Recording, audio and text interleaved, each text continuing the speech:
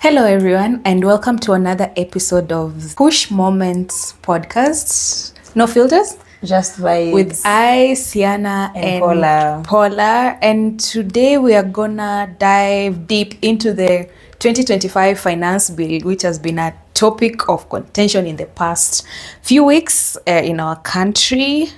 Yeah, it's been. Na sasa najua kuna mtu tu uko nje anashangaa sasa finance bill ni nini? Like, what is a finance bill? So for those who don't know what a finance bill, it's a piece of legislation outlining the government's revenue raising measures. Like, this is legislation is more of a law, a guideline that helps the government be able to set certain numbers, certain figures, certain percentages, stating that this is how we are going to raise money to be able to, this is how we are going to raise revenue to be able to pay our dues and to be able to pay whatever we incur at the end of every month, at the end of like every week as a nation. Because lazima tulipe public servants, lazima to develop our infrastructure as a nation. And how do we get to do all this?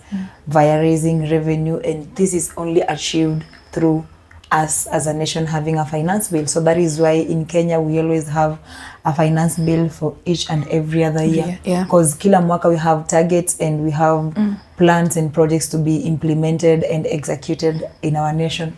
So I feel like this year's finance bill, I've taken my time to go through it.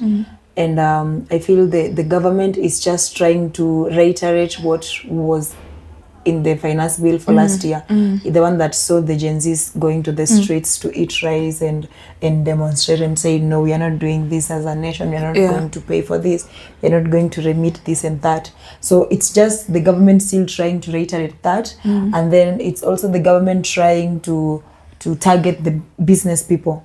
I feel like it's more of this, just especially small business people, small scale businesses. Yeah. So we've taken time to go through it, and we'd just like to dissect a few segments of the finance bill, few contents, and help you understand what we are signing down for as a nation, as employees, as employers, and as loyal taxpayers. Either way, are you a loyal taxpayer?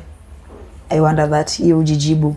I don't know about you, but I hope you are. So we'll give few segments of what's contained in that bills to help you understand. Ikifika hiyo part ya public participation, usikue uko blank. At least you know this is what you're signing down for as a citizen. So there are few segments that caught my eye. One of them was sharing of trade secrets and customer data, whereby the commissioner is empowered to establish a data management and reporting system for the submission of electronic documents, including detailed transaction data relating to those documents. Currently, as we are speaking right now, you know, we are still this finance bill is supposed to be effective, I think 1st July 2025. So we are still like living in the one for last year, and at the moment your data is still subject to privacy as per the constitution. And consequentially, let's say if you're banking with whichever bank umeamua, ama you're receiving and sending money, whatever it is you're doing transaction wise, nobody is able to read that data, nobody is able to decode what amount of money do you have in the bank. But this year's finance bill in a propose for you people to comply as a nation and pay your taxes, wanataka kuallow sharing of data and secrets. Sasa kama wewe haufile, wewe ni ule mtu mwenye you're employed, you're earning money, or you're running a business and it's giving you a good profit and what have you, but then ikifika every financial year unaenda una file nil return, you're the one the government is looking for. So what do you think about that? I think it's accountability. It's the government is trying to impose accountability on the part of the taxpayer, because like if you're earning, just what you said, you're earning 20k, like KRA knows you're earning 20k, but your bank account reads 80k. So KRA will come asking where is this money coming from, and why aren't you remitting your taxes in such and such a way. So, but if you look at it on another angle, you look it's about data breach. So as a user of whatever bank I'm using, or whatever financial institution that I'm working with, I feel it's going to be a breach of my data, because my data is being shared to another third party. I think also that bill is that third. Yeah, the constitution, third party data share. Protects us. Yeah, and also there's a section of the constitution that protects us against that. Privacy and any exemption, and any exemption. So this bill goes against that section of the constitution. So there's a lot that comes to play, in as much as, yes, the government wants to understand, KRA wants to you to be accountable in terms of you paying your taxes. Also, as a citizen, I'll also ask, in as much as I'm being responsible, I'm being accountable in terms of my tax remittance, what about service provision? Are my taxes being utilized in a way that I would like to? If I walk into a public institution, am I going to get what I am remitting? Or will I be kila siku niko kwa barabara, pothole imenigonga, nimeanguka ndani ya pothole, nimeanguka ndani ya pothole, nijipate Githurai. Unaamka ukigongwa unaamka. Yes, as far as I know we would want the confidentiality thing to be looked into, and we would like the data privacy as provided in the constitution to be upheld. But then it's also like I think the government, as far as, yes, we want this to be upheld, but then what about the set of the government? The government needs money. We can't run Kenya. We can't implement and execute projects. We can't develop our infrastructure without finances. And at the same time, we can't keep borrowing money from, we can't keep getting aid, Getting like we have to stabilize. All the I love the way Burkina Faso is doing. Given a chance, in my next life, I want to be a citizen of Burkina Faso. But then they're also, so well. And also one of the reasons Burkina Faso is doing well, it's because it has invested in its citizens, in its infrastructure, internal infrastructure. The government is being accountable for what. So if the government is accountable for what I'm remitting every month as taxes, I won't have a problem hata wakiongeza hiyo tax. So Kenyans, we can still be loyal citizens. As long as if I'm filing my returns and remitting what I'm supposed to the government, nataka nione barabara ikitengenezwa. I want to see the system in schools improved. I want to see medical care, doctors wasiende kama juzi, they've already given us a notice, wanaenda on a strike. I'm like, where? And then we're having issues of nurses being like working for a couple of months, they're not getting paid. Doctors are not enough. Hawana insurance cover. Mtu anafanya kazi, and anytime you fall sick and you go to the facility to get treated, unaambiwa NHIF yako haijaremitiwa the past 3 months. Tell your employer, and your employer is the government. So we don't have a problem paying taxes, only that we need the government to also be accountable. I won't have problems paying taxes as someone who goes there to get that service. This doctor is being paid well. That nurse is being paid well. They won't have a problem paying taxes.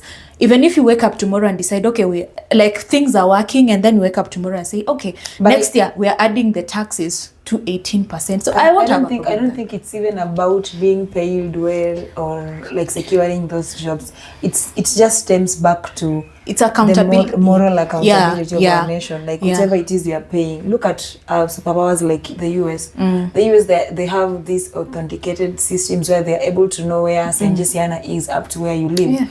They have your social security number. They know whatever amount you receive. They can backtrack, they know all that details, and for them they don't have a problem paying taxes lawfully. But then the issue is whatever it is they are remitting to the government, it's evident in the infrastructure. The education system is being developed and what have you. So tunaweza lipa hiyo. We don't have a problem with that as citizens. We will pay. The problem is not paying taxes. The problem is accountability. Even if everything is in order, you're seeing the institutions are working, the infrastructure is perfect, if right now the tax is at 16%, next year you say, okay, we are going to 18% because of ABCD, and we are seeing the economy is working and the systems are intertwining, working together, then I won't have a problem with that. Number 2, security on property for unpaid tax. The commissioner is empowered to attach a taxpayer's property as security where such a taxpayer fails to pay taxes by the due date. Sasa saizi you're a taxpayer, tunatafuta, how do you call it, like we take, let's say a title deed ya shamba yako, ama you have an apartment you've put up, if you don't remit your taxes, hiyo shamba uko nayo itakuwa leverage. Si watu mtapoteza mashamba huku za your ancestral lands are at stake. Yeah. I don't know who came up with that, but then I feel the solution to people lawfully paying taxes is the issue of accountability, and then let's try as a nation and implement a system that can just, I don't know, like track and make sure kama mtu anapata 30k and remit whatever they're supposed to. Don't take my property, don't take anything that I've worked hard for, or that I inherited as a security. And then third one was proposed changes to tax relief on pension income. The ITA as amended by the Tax Laws Amendment Act in 2024 provides for tax exemption on payment of pension benefits from registered pension and individual retirements. Like, si tunajua retirement age in Kenya, I think as per now it's at 65. So when you've enrolled with a pension scheme, like let's say una remit pesa to that, ukiretire kuna huanga na gratuity, and then there is pension. Sasa kama saizi ile pension ulikuwa unaendea ilikuwa inapigwa tax, but saizi now I feel like this one is favoring watu wana retire, walimu ama madaktari wenye ni public servants and you're retiring at 65, saizi ukiendea pension yako au pigwe tax. That is actually the positive thing niliona kwa hiyo. Even the one for homeowners as well. You saw the one for there was one for mortgage interest reduction. In a state, the ITA provides that for tax deductibility of interest on mortgages of up to 360 per annum. Like previously in the finance bill, you're still utilizing right now. I think this one is beginning to like itakuwa effective on 1st next month. The one that we are still using ya 2024 in a state, kama wewe ni unajua unakubaliwa kupata hiyo provision from the bank or whichever institution either improve whatever house uko nayo ama kubuy mortgage. But at the moment wameweka an exemption that mtu mwenye anataka pia kujenga, as long as una prove you want to put up a structure, you are entitled to that, which I feel like is also good for real estate development, as long as you're able to get into this business. This interest was only like previously it was only applicable to individuals who would like to either purchase or improve an already owned residential premise. But for now, kama wewe unataka kujenga, tumesema as long as you can prove to the bank and this is you are allowed.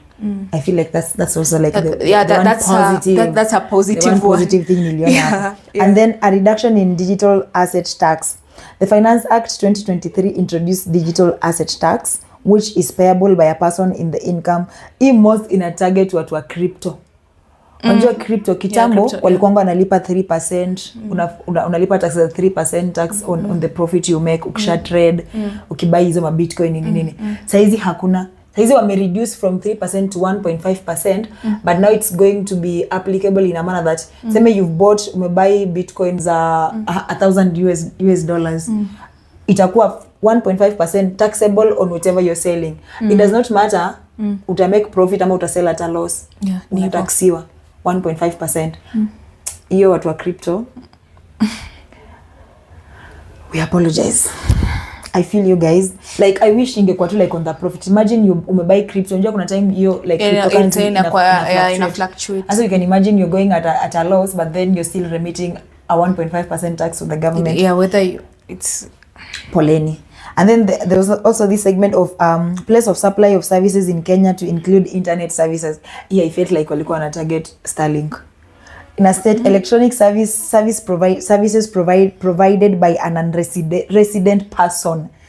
to a person in Kenya are deemed to be supplied in Kenya. The bill proposes to include internet service under the definition of electronic services, which include the following: websites, web hosting and remote maintenance of programs, software and updating of software, images, self-education packages, music, films, whatever.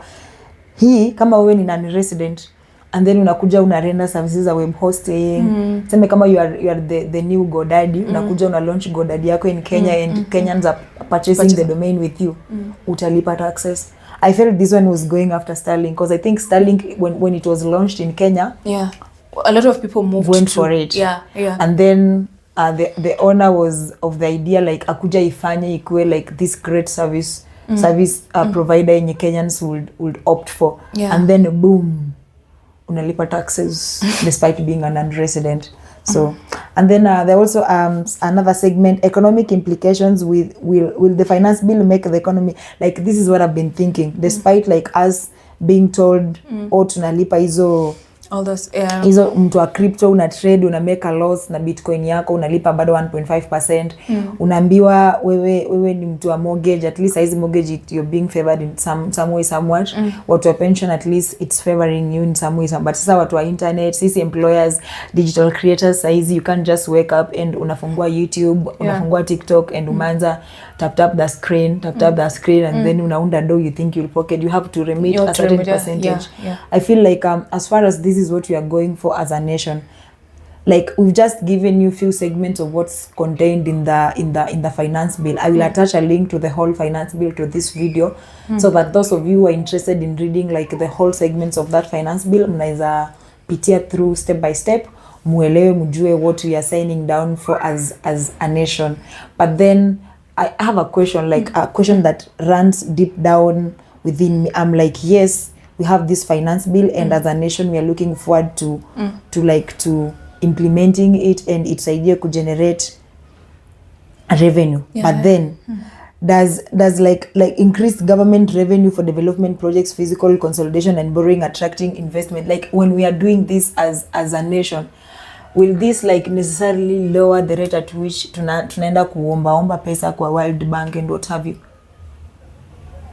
That's a tough question, because as far as tunasema Kenyans need to pay their taxes lawfully, but hata kama tukalipa lawfully na taxes zenyewe zisitumike vizuri, we will still be in the mud. Kuomba pesa.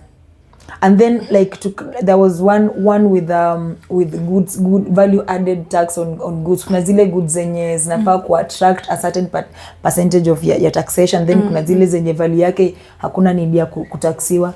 There was also another bill like that one that like you need to read and understand. I'm trying to is it the one for the one VAT on bread and Imagine. Cooking oil. I'm a bread girl. Oh my God. So they want to remove tax exemptions on these products. Yes. So if they remove tax exemptions on these products, so it means the prices are going to go high. Yeah. And basically looking at bread, oil, milk, these are staples. So it means the prices will go high. That's what we need. Yeah. Including even the eco-levy tax as well, the eco-levy as well, because the eco-levy is targeting apparently the products that are packaged in the city that are considered environmental hazards, such as diapers, sanitary towels, electronics. So the prices will go up.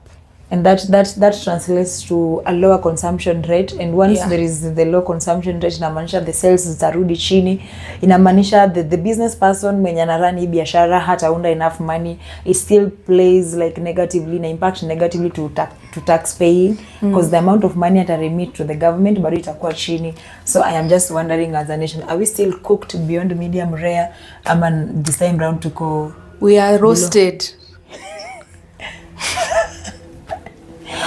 But we need to work on, as Kenyans, as a nation. It's not just about imposing a new finance bill every other year. We need to work on our governance to stem from corruption and what have you. We need to face off with the corruption. We need accountability.